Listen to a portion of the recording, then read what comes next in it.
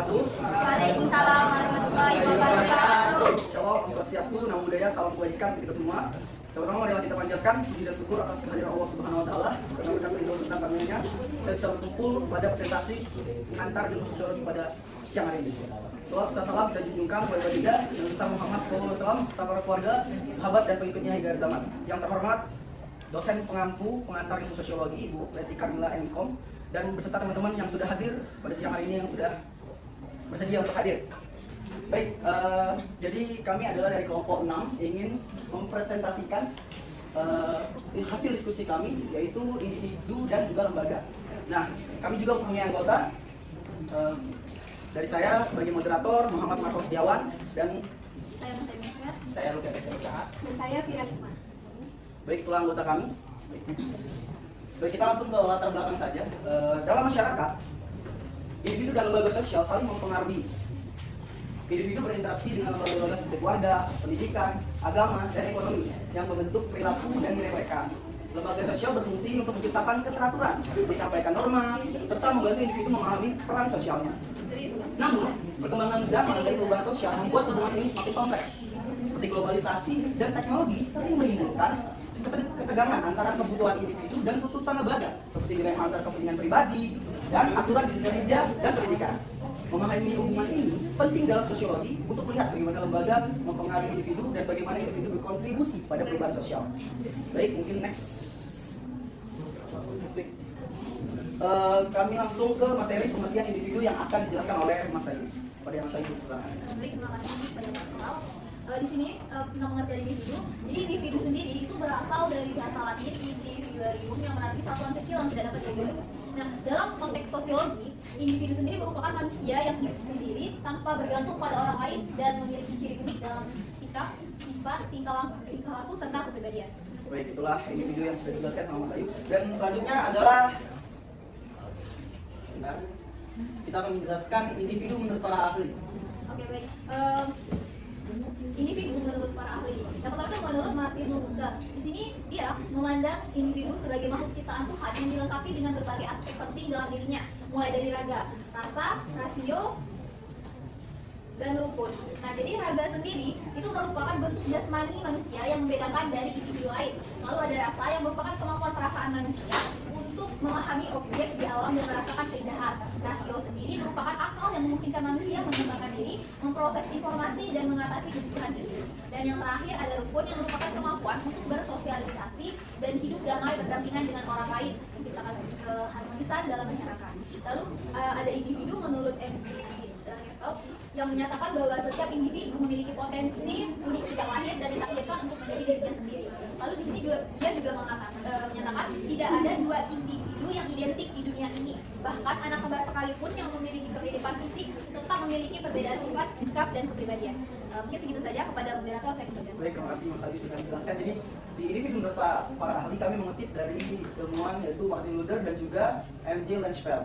Jadi itulah yang sudah dikemukakan oleh mereka. Baik teman-teman, selanjutnya adalah kami akan menjelaskan karakteristik individu. Apa sih karakteristik individu itu? Dan akan dijelaskan oleh Luki. Kepada Luki, silakan.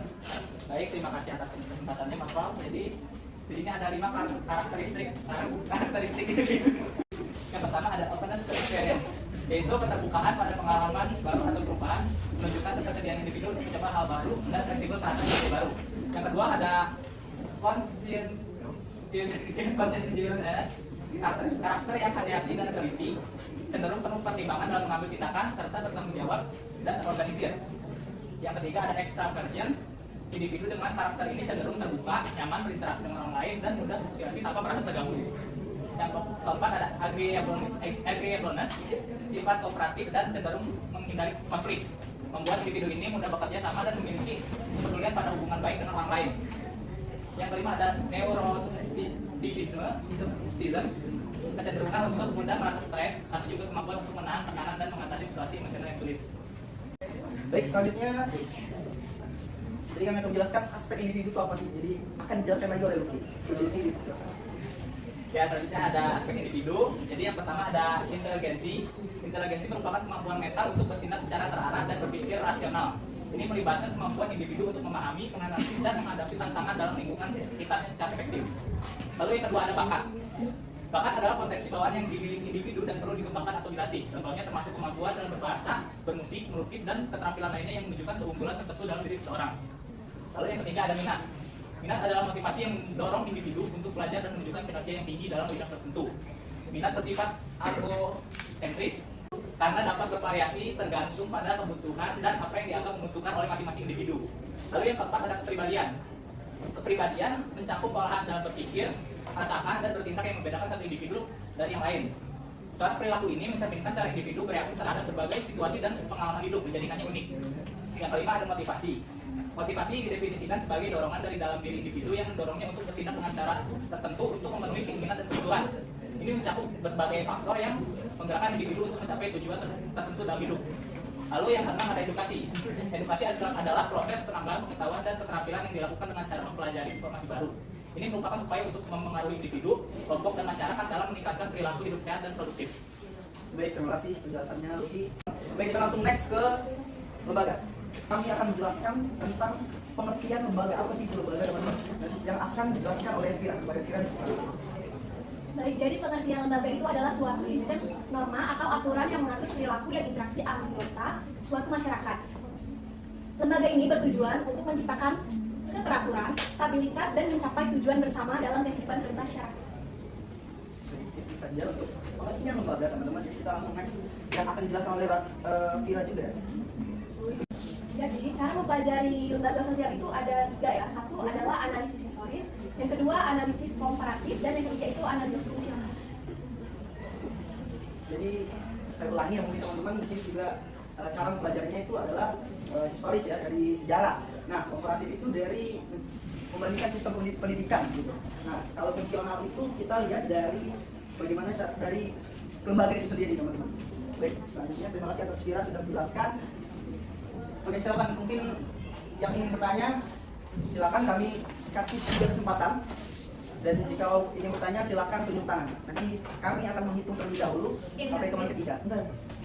Baik, dalam hitungan 1, 2, 3. Banyak banget ya teman-teman, bingung saya ini. Mungkin saya akan pilih yang depan dulu ya. Silakan Amin. Oke, baik, saya Natasmin dari kelompok 2. Saya ingin bertanya, apakah ketegangan antara kebutuhan individu dan tuntutan lembaga dapat mengganggu keharmonisan masyarakat? Dan bagaimana pendekatan lembaga sosial dalam menangani ketegangan ini? Ya, sekian. Baik, selanjutnya pertanyaan kedua yang ingin tunjuk tangan silakan. Dan dalam hitungan 1, 2, 3. Iya, ya, silakan Pia. Saya ingin bertanya, sejauh mana peran lembaga keluarga dalam menjaga individu dan lembaga lain seperti pendidikan dan agama saat konteks perubahan sosial saat ini? Oke, baik, terima kasih ya Pia atas pertanyaannya yang bagus banget. Baik, selanjutnya adalah pertanyaan terakhir nih. Dalam hitungan 1, 2, 3. Waduh, banyak banget ya. Andri, silakan. Baik, terima kasih atas kesempatannya. Saya Andreas Yomi dari kelompok 8 ingin bertanya, bagaimana individu berperan dalam pembentukan atau perubahan lembaga sosial dan apa saja faktor yang mempengaruhi efektivitasnya dalam peran tersebut? Terima kasih atas pertanyaannya. Kami akan berdiskusi terlebih dahulu. Jawabannya tunggu sebentar ya. Baik teman-teman, terima kasih atas sudah menunggu waktu yang lama kami untuk mendiskusikan jawabannya. Jadi kami akan menjawab terlebih dahulu pertanyaan dari Tia ya. Bukan, Nata. Nata yang akan dijawab oleh Luki. Baik, silakan untuk Luki dijawab. Baik, terima kasih atas kesempatannya. Tadi kan pertanyaannya, apakah ketegangan antara kebutuhan individu dan tuntutan lembaga dapat mengganggu keharmonisan masyarakat? Bagaimana pendekatan lembaga sosial dalam menangani ketegangan ini? Nah, kalau bisa dicari, jadi jawabannya adalah ketegangan antara kebutuhan individu dan tuntutan lembaga memang berpotensi mengganggu keharmonisan masyarakat, terutama jika individu merasa bahwa kepentingan pribadinya diabaikan atau ditekan oleh aturan lembaga. Untuk mengatasi ketegangan ini, lembaga sosial perlu mengambil pendekatan yang fleksibel dan adaptif, seperti menyusun peraturan yang mempertimbangkan kepentingan individu, pendekatan inklusif seperti dialog antara anggota masyarakat, dan penyediaan ruang bagi individu untuk berkontribusi dalam pembuatan kebijakan. Juga penting agar lembaga tetap relevan dan mampu memenuhi kebutuhan bersama. Apakah sudah puas menjawabnya? Baik, terima kasih Luki sudah menjawab pertanyaan dari Nata ya. Sudah puas ya? Baik, selanjutnya adalah pertanyaan kedua yang pertanyaan dari Tia ya, yang akan dijawab oleh Fira. Silakan. Baik, untuk pertanyaan Pia tadi akan saya jawab. Jadi Pia bertanya sejauh mana peran lembaga keluarga dalam bentuk karakter individu. Jawabannya itu adalah lembaga keluarga itu memiliki peran fundamental dalam pembentukan karakter individu karena keluarga adalah lingkungan pertama yang memberikan nilai dan norma dasar. Namun dalam konteks perubahan sosial yang besar, peran lembaga pendidikan pendidikan dan agama juga semakin signifikan, terutama dalam memberikan pandangan yang lebih luas dan keterampilan adil. Dengan individu semakin banyak dipengaruhi oleh pandangan eksternal, sehingga lembaga pendidikan dan agama menjadi penyeimbang dan dalam menghadapi perubahan tersebut dengan menanamkan nilai-nilai yang relevan dan berlandaskan moralitas. Baik, terima kasih Mira atas jawabannya. Apakah sudah puas dia? Terima kasih. Selanjutnya kami akan menjawab pertanyaan yang terakhir dari Andre yang akan dijawab oleh Mas Ayu. Oke, sebelumnya terima kasih Andre atas pertanyaannya. Jadi pertanyaan itu tentang bagaimana individu ini berperan dalam pembentukan atau perubahan lembaga sosial. Lalu faktor apa yang mempengaruhi efektivitasnya dalam peran benar? Oke. Jadi individu tersendiri itu berperan dalam pembentukan atau perubahan lembaga sosial melalui interaksi sosial, inovasi, dan kritik terhadap norma yang ada. Efektivitas peran individu dalam perubahan lembaga tergantung pada faktor-faktor seperti tingkat pendidikan, pengaruh sosial, akses terhadap sumber daya, dan kemampuan beradaptasi dengan perubahan sosial. Yang dimana dalam konteks masyarakat modern, teknologi dan globalisasi juga memudahkan individu untuk mempengaruhi lembaga melalui media sosial atau gerakan sosial, sehingga mempercepat perubahan dalam norma dan nilai yang diadopsi oleh lembaga sosial. Apakah menjawab pertanyaan tadi? Baik, terima kasih Mas sudah menjawab pertanyaan dari Andre. Dan mungkin itu saja teman-teman hasil diskusi yang saya rasakan pada siang hari ini. Semoga teman-teman ilmunya bermanfaat. Wassalamualaikum warahmatullahi wabarakatuh.